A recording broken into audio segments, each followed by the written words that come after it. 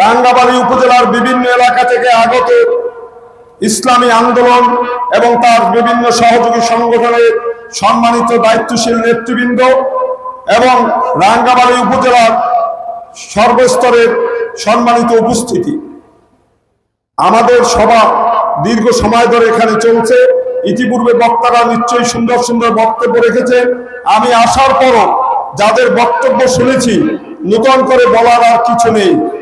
কারণ সারা বাংলাদেশ আজকে মানুষ অধীর আগ্রহে একটি অপেক্ষায় আছে। বাংলাদেশ থেকে আমরা এক স্বৈরাচারের পতন ঘটিয়েছি, নব্য আরেক স্বৈরাচারের হাতে এদেশের মানুষ জিম্মি অবস্থায় আছে।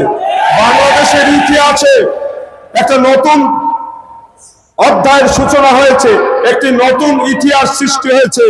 আমি যে কথা বলতেছিলাম যে একটা দল ক্ষমতা আসার পর কাজকর্ম করার পর মানুষ তার সম্পর্কে মূল্যায়ন করে, কিন্তু আজকে বাংলাদেশে বর্তমানে যারা দেশটাকে মনে করে তাদের বাপের কেনা সম্পত্তি অথবা তাদের গোলাম এদেশের জনগণ, আজকে তারা যেভাবে লুটপাট, জমি দখল, ভূমি দখল, মানুষের হুন্ডে স্ট্যান্ড থেকে শুরু করে শিক্ষা প্রতিষ্ঠান, মসজিদ, মাদ্রাসা, হাট বাজার সবকিছু দখল করে আজকে মানুষকে যেভাবে জিম্মি করেছে, এই জিম্মি দশা থেকে মুক্তি পাওয়ার জন্য বাংলাদেশের মানুষ অধীর আগ্রহে অপেক্ষা করছে।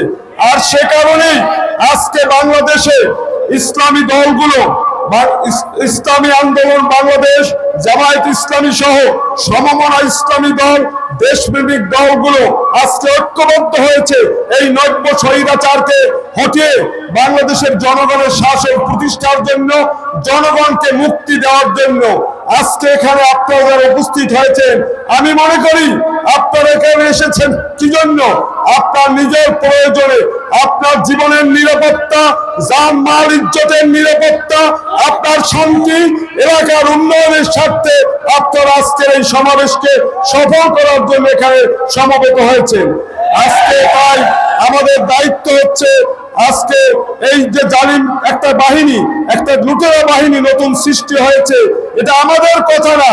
আপনারা লক্ষ্য করবেন, আজকে এই দল, যে দলের সাথে আমিও জড়িত ছিলাম, আমার রাজনীতির 45 বছরের দীর্ঘ সময় আমি কাটিয়েছি সেই দলের সাথে, প্রায় 42 বছর আমি রাজনীতি করেছি ওই বিএনপির রাজনীতি। আজকে আমি কেন ত্যাগ করে চলে আসলাম সেই দল? আসার কারণ কি? কারণ এই লুটপাট, এই দখল বাণিজ্য, এই সন্ত্রাস এদেশের জনগণ এইটা পছন্দ করে না।